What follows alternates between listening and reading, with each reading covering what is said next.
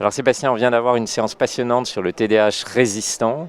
Comment est-ce qu'il faut penser la résistance dans le TDAH? Est-ce que c'est la situation commune de l'ensemble de la psychiatrie, avec à peu près 30% des patients, quelle que soit la pathologie, qui résistent à nos thérapeutiques usuelles, ou est-ce qu'il y a une spécificité du concept même de résistance dans le TDAH? Oui, alors le terme de TDAH résistant en fait n'est pas défini et pour une bonne raison certainement, c'est que le TDAH est un trouble neurodéveloppemental et donc on a des traits qui sont présents chez un individu depuis sa plus jeune enfance, qui persistent à l'âge adulte, mais souvent c'est la rencontre avec un environnement et d'autres circonstances qui font que le TDAH ne répond pas au traitement. Et donc on n'a pas cette idée d'une résistance liée à une pathologie en elle-même, parce que comme dans la dépression résistante, où on va essayer différentes stratégies thérapeutiques l'une après l'autre, on a souvent une rencontre entre une personne qui a certains traits, un environnement qui peut être potentiellement délétère, et l'accumulation de conséquences du TDAH dans la vie, qui s'appellent des comorbidités en pratique, troubles de l'humeur, troubles anxieux, troubles de la personnalité, qui vont être le principal facteur de résistance. De plus, au niveau thérapeutique, le méthylphénidate, qui est le traitement médicamenteux qu'on utilise le plus, a une efficacité particulièrement importante parmi les autres médications qu'on utilise en psychiatrie. Et donc le taux de non-réponse est assez faible, moins de 20% des patients. Et souvent, les stratégies d'optimisation permettent de traiter les symptômes. Mais la résistance vient souvent de la question de la comorbidité associée. Et c'est ça à quoi il faut penser. Au point éventuellement même que la thérapeutique efficace que tu as évoquée soit aussi celle qui peut faire décompenser la comorbidité associée? Alors parfois, on est amené à avoir des patients où le diagnostic est un peu trop évident, c'est-à-dire qu'ils ont un tableau évoquant un TDAH depuis longtemps. Et on peut être amené à ne pas prendre en compte ces comorbidités. Et le méthylphénidate peut effectivement faire monter l'anxiété et donc décompenser un trouble anxieux. Peut aussi, dans le cadre d'un trouble bipolaire, déclencher des épisodes maniaques. Et si le patient est traité depuis longtemps par du méthylphénidate et on ne s'est jamais vraiment posé la question pourquoi parfois il est plus agité que d'autres, on peut passer à côté pendant longtemps. Et donc là, il est très important de s'arrêter, regarder qu'est-ce qu'il y a, faire une évaluation psychiatrique vraiment complète pour voir s'il n'y a pas un autre trouble associé qui mériterait d'être traité. D'ailleurs, sur l'association à un autre trouble, donc sur la comorbidité, peut-être rappeler aussi pour les psychiatres qui nous suivent la question de l'ordre des traitements, c'est-à-dire comment on hiérarchise ces différents traitements en présence d'une comorbidité, d'un trouble anxieux, bipolaire, trouble de l'humeur dépressif récurrent, avec un TDAH. C'est quoi la séquence recommandée? Alors dans la plupart du temps, quand il y a un trouble sévère, trouble bipolaire par exemple, il faut traiter le trouble de l'humeur avant. Parce que sinon on va aggraver le trouble de l'humeur. Donc il faut d'abord le traiter et une fois qu'on a un trouble de l'humeur qui est traité, on peut commencer un traitement pour le TDAH. Pour les troubles dépressifs ou les troubles anxieux, ça dépend un peu de l'intensité du trouble. Ça dépend aussi dans quelle mesure le trouble est vraiment déclenché par le TDAH. Parfois on a des patients qui sont anxieux parce qu'ils sont en échec dans certaines circonstances et traiter le TDAH va les aider vraiment à dépasser ces problèmes d'anxiété. Mais si le trouble est bien ancré, présent depuis longtemps, avec des manifestations modérées à sévères, il faut mieux traiter en premier lieu le trouble de l'humeur, par exemple avec des IRS. C'est compatible avec le méthylphénidate dans un deuxième temps, ou un stabilisateur de l'humeur pour le trouble bipolaire. D'accord.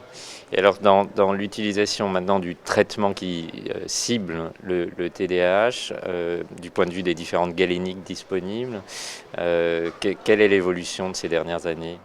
Alors on reste avec une molécule qui est connue depuis les années 50, le méthylphénidate, et qui reste toujours très, très utile. Et c'est celle qu'on utilise en premier lieu, avec les principaux changements qui sont à disposition des psychiatres, c'est les formes LP qui sont différentes.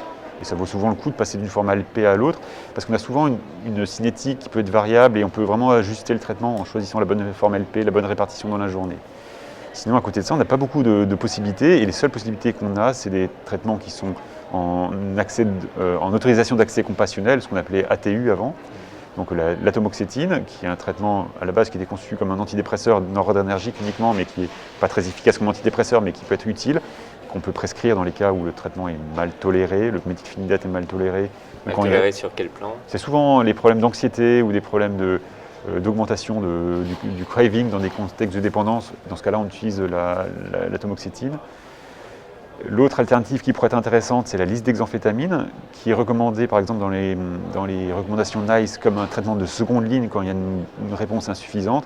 Malheureusement, en France, on peut l'avoir uniquement en AAC quand il a déjà été initié à l'étranger, dans la perspective de pouvoir le poursuivre en France. mais autrement on n'arrive pas à initier un traitement, donc c'est pas vraiment une stratégie qui est à disposition.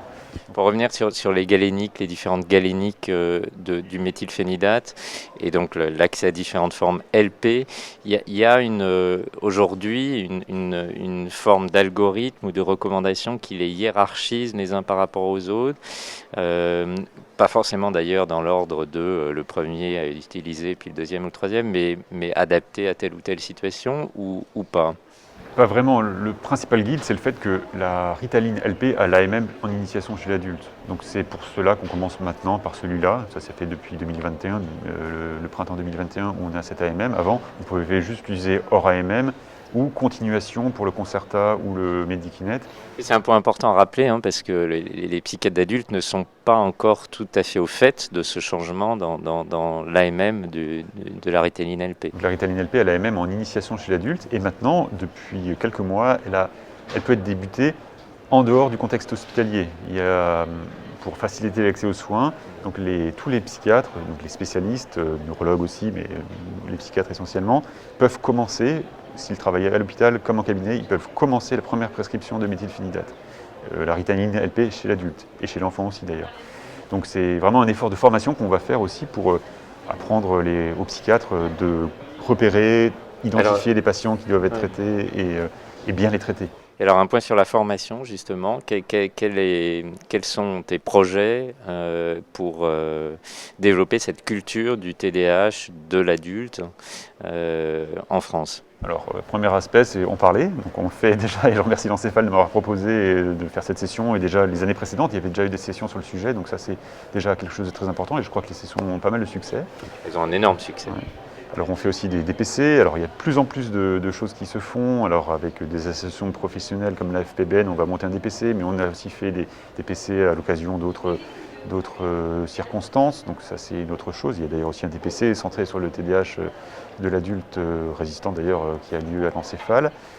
Donc il y a plusieurs types de formations qui se montent. On fait aussi des webinaires pour mettre un peu les personnes au courant pour qu'ensuite elles aient envie de se former un peu plus, parce qu'un webinaire d'1 heure c'est peut-être pas suffisant, un DPC de 2 heures c'est pas suffisant non plus, mais ensuite mettre un peu le pied à l'étrier, repérer des patients et après s'intéresser à comment faire. Ce qui est très intéressant avec le TDAH et le traitement, le méthylphénidate, c'est que c'est quelque chose qui est facile à apprendre pour une raison très simple, c'est que le méthylphénidate a un effet immédiat.